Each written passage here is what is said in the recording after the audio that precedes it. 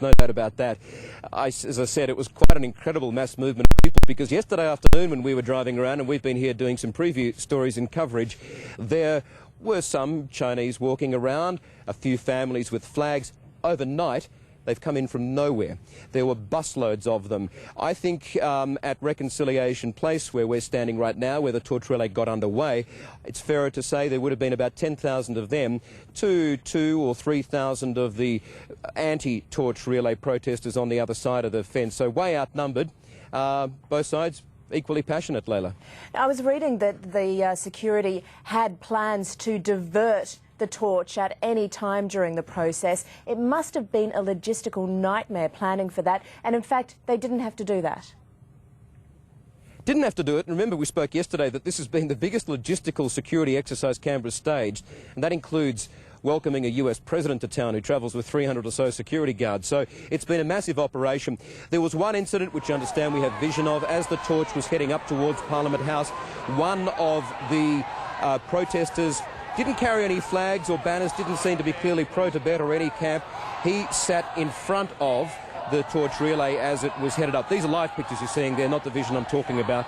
But that lone protester sat in front of the torch relay heading up to Parliament House, but they very quickly pounced on him, arrested him. That's been the main disruption that we've seen of the relay along the run. And Layla, I should point out, it's been impressive, I believe, that we've seen as much of the torch. Remember those vision, that's the incident I'm talking about now, that protester being hauled away. He sat down in front of the torch, made his point, they got him pretty quickly, and the torch carried on without too much of a hesitation at all. But remember the scenes we saw in America where you could barely see the flame at all. There was so much security around it.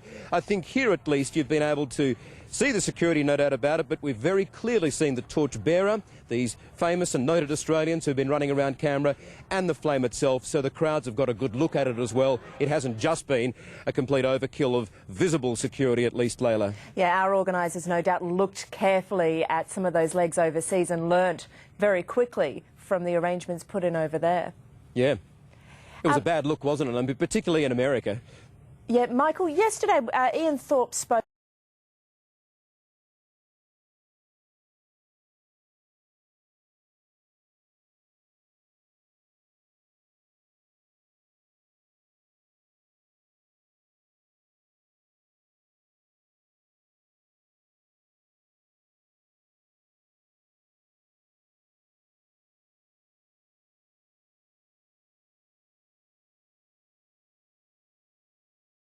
in the final stages of the torch relay. Tim Lester joins us at the final leg. Tim, that's it, the end of the relay. Hello, Tim Lester, can you hear me? Yeah, Layla, we're just now watching Ian Thorpe carry the torch up to complete the Australian leg of the Olympic torch relay. He's walked onto the stage to an enormous cheer from the crowd here at stage 88 in Canberra. He is the 80th runner, the final runner. As we see there, he has just passed on the flame. Where does it go from here, Tim? Well, it now returns to China after the international leg of its tour. Ian Thorpe there looking a little perplexed but very happy, re-waves the torch over the flame and smiles, and this large crowd looks on delighted at the climax of this occasion. Organisers would have to be pleased with how it went. It had the potential, didn't it, with large crowds of people to go wrong, as it did in other parts of the world, but they have managed to keep things under control.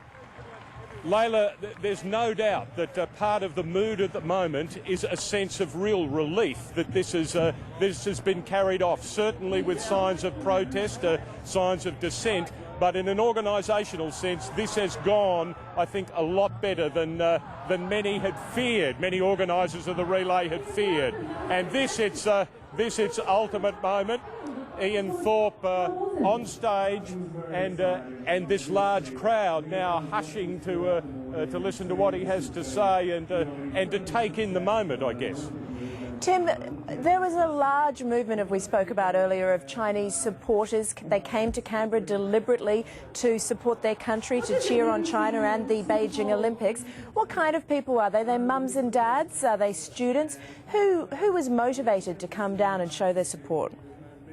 Well, I think there is a genuine nationalistic desire among Chinese in Australia to be here. This is very, very clearly a very special day for them, and it's driven them. And those that I've been able to speak with and see, which has largely been around Stage 88, around the finish area, have been remarkably positive and upbeat, and see this as an occasion of talking about the relationship between China and Australia. They're very positive. They want this to be a warm, positive, joyous occasion, and they're loud and they're happy, as you can hear. It certainly seemed to be a wonderful moment for Ian Thorpe as he ran there to finish the relay. He's looking, to coin a phrase, chuffed, Layla. He really is. He's looking quite happy. He spoke of his nerves and his apprehension about this moment yesterday, and his belief in the rights of the protesters, but in this occasion being seen for what it typically has been, a celebration of sport and a celebration of the coming together of the world.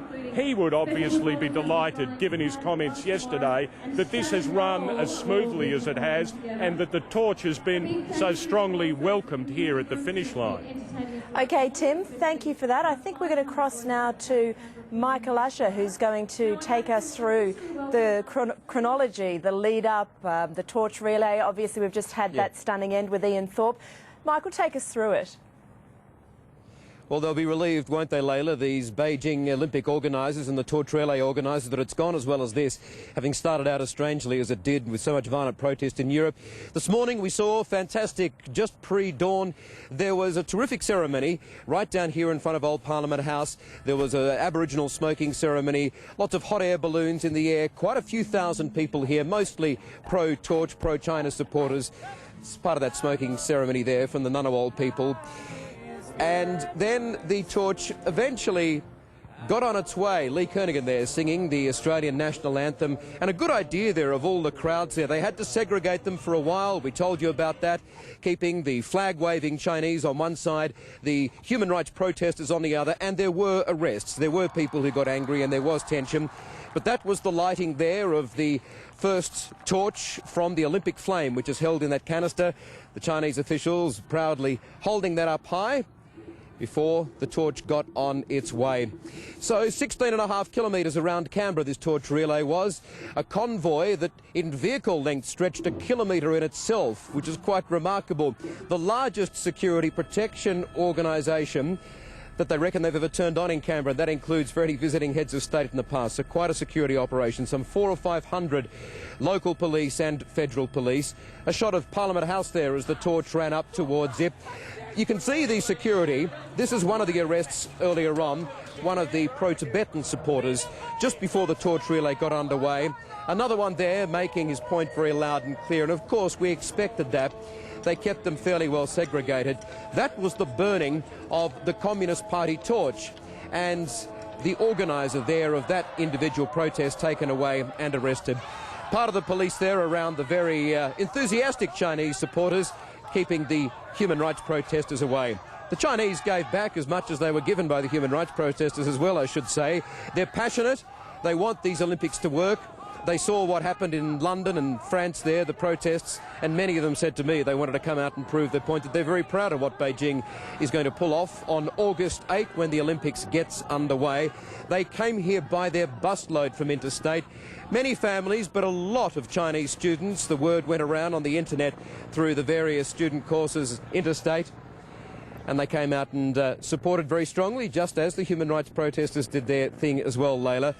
But there you go, it's completed. That was vision there of the torch relay getting underway, heading down to the edge of Lake Burley-Griffin there, and just the general crowds. Michael, you'd I think all in all, Layla, a very decent day in Canberra. Indeed. You'd have to assume it's not over yet for police. There are thousands of people. They're